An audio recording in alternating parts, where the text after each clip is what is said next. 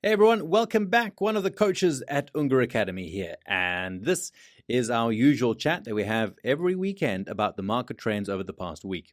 Before we start though, as always, I invite you to please go and subscribe to our channel, click on the notification bell, and also leave us a like to this video. We really would appreciate it. Thanks so much. Okay, so guys, we can start by saying that this hasn't been a particularly good week for the markets.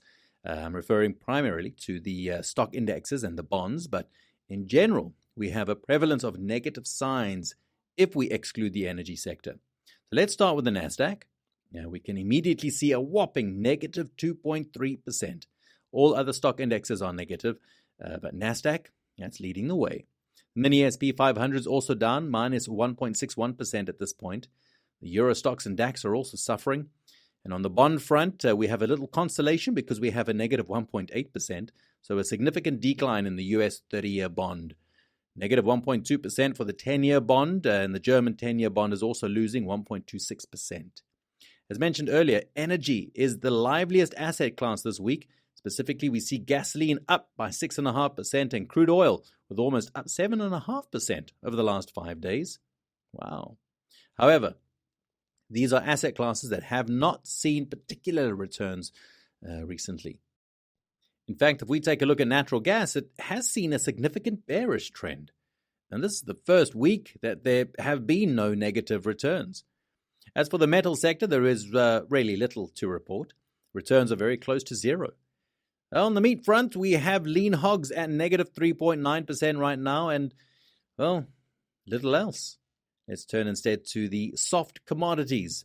Again, we see that orange juice is on the rise, and really, well, it never ceases to amaze us.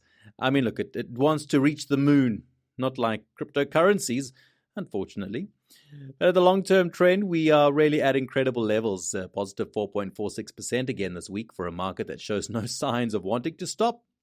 And onto the grains, finally. Again, there are no particularly noteworthy returns.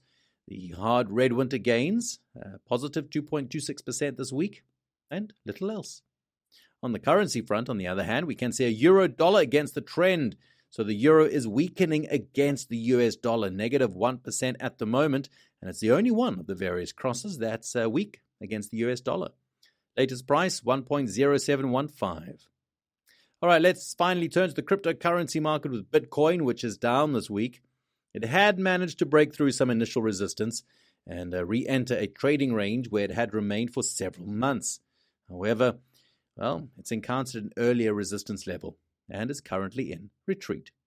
Now, we're going to see if this is just a consolidation for a subsequent upward impulse that should succeed in breaking this level, which is certainly an important mark around 24,500 or so.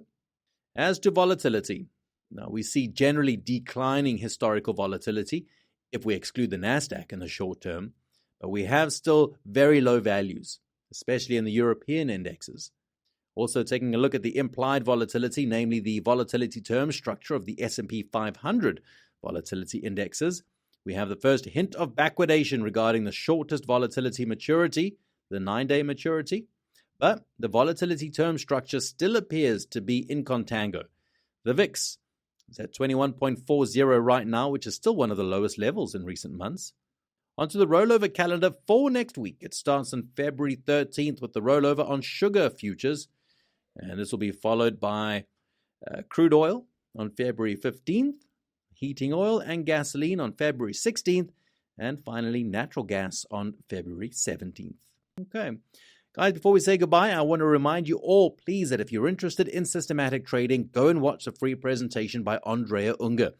I'll leave a link in the description below where Andrea explains his trading method that has enabled him to win the World Cup Trading Championships in real money trading 4 times. You can also get the bestseller, The Unger Method, by covering only the shipping costs, or even sign up for a free strategy consultation with one of our tutors.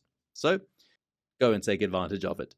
And that's it for today. Please, I remind you again to leave us a like if you liked the video. And please also remember to subscribe to our channel and click on the notification bell. And with that, we'll see you next week. Bye-bye for now.